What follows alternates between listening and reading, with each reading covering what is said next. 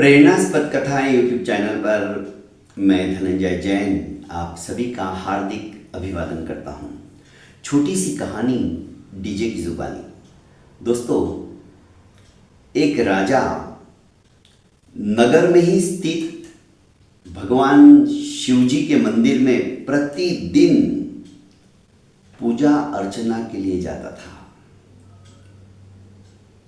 दो भिखारी हमेशा मंदिर की सीढ़ियों पर बैठे रहते थे, एक दाएं बाजू और एक बाएं बाजू। जब राजा आता था तो दाई साइड में बैठा हुआ भिखारी भगवान से प्रार्थना करता और कहता कि हे भगवान, तुम सर्वशक्तिमान हो, तुम रंक को राजा बनाने की ताकत रखते हो, तूने हमारे राजा को भी इतना सब कुछ दिया, भगवान मुझे भी कुछ दे दो ना, मेरी भी झोली भर दो ना। राजा सुनता था और इधर बाई साइड में बैठा हुआ भिखारी भी कहता कि हे राजन, तेरे पास बहुत कुछ है, कुछ मुझे भी दे देना। प्रतिदिन दोनों का ये वाक्य राजा के कर्ण रंध्रों से टकराता था। राजा ने सोचा कि ये भगवान से मांगता है, भगवान तो सचमुच में सर्वशक्तिमान है, वो तो इसे दे ही देंगे, तभी तो मैं भी तो यहां आता हूं, पर ये मेरे से अपेक्षा रखता है। बाई साइड वाले को यदि मैं नहीं दे पाया तो फिर मेरे पास इतना क्या काम का। दूसरे दिन वो अपने वजीर से कहता है कि महामात्य, वो भिखारी है, उसने जिंदगी में कभी खीर नहीं खाई और आज रानी साहिबा ने बढ़िया खीर बनाई है, तो एक काम करता हूं, एक पूरा बर्तन भर के खीर उसे दिया, और हां, बर्तन के अंदर कम से कम 500 स्वर्ण मुद्राओं भी डाल दो। 500 स्वर्ण मुद्राएं डालने के बाद ऊपर से खीर डालकर वो बर्तन अमात्य ने बाई और बैठे हुए भिखारी को दे दिया और ये कहा कि तुम कहते थे ना, हे राजन, तुम्हारे पास सब कुछ है, बहुत कुछ है, कुछ तो मुझे दे दो, आज तुम ये खीर खा लो, रानी साहिबा ने खुद ने बनाई है। अब ये जो भिखारी था, ये दाईं ओर बैठे हुए भिखारी को चिढ़ाने लगा और कहने लगा, तू तो भगवान से मांगता था ना, क्या दे दिया भगवान ने तुझे?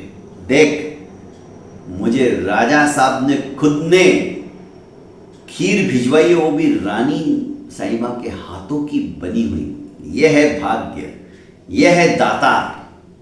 और उसने भरपेट, क्योंकि कटोरा बड़ा था, पेट भर गया।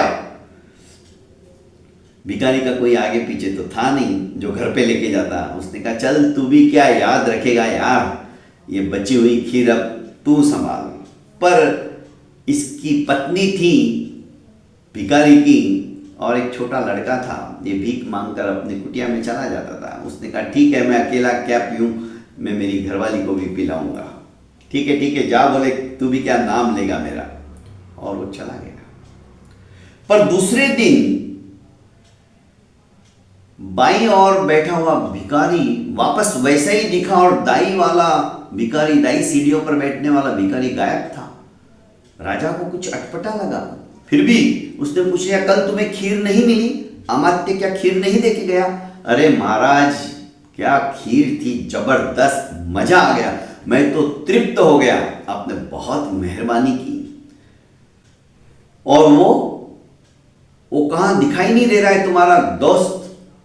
कि महाराज, शायद उसको खीर पची नहीं होगी, वो वापस आया ही नहीं। खीर पची नहीं होगी मतलब? आपने जो खीर मुझे भिजवाई थी वो मैंने पेट भर के खाई, और बची हुई खीर मैंने सोचा अब तो मेरे पेट में जगह नहीं है, चलो इसको भी दे देता हूँ। यह हमेशा भगवान का ही नाम लेता रहता है, आपका नाम तो उसने कभी जिंदगी में लिया नहीं, कि देने वाला तो भगवान है, उसने भी राजा को दिया, तो मैं क्यों राजा से मांगू, मैं डायरेक्ट उसी से मांगता हूँ। अपच हो गया होगा, दस्ते लग रही होगी तो आया ही नहीं।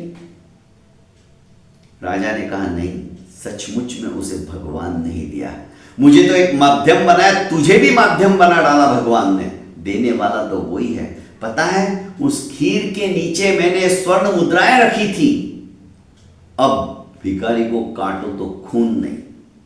पर दोस्तों, देने वाला सिर्फ और सिर्फ ऊपर वाला ही है, उसके ऊपर विश्वास रखो और अपने कर्म करते चले जाओ, एक दिन तुम्हारी झोली अवश्य में भर जाएगी।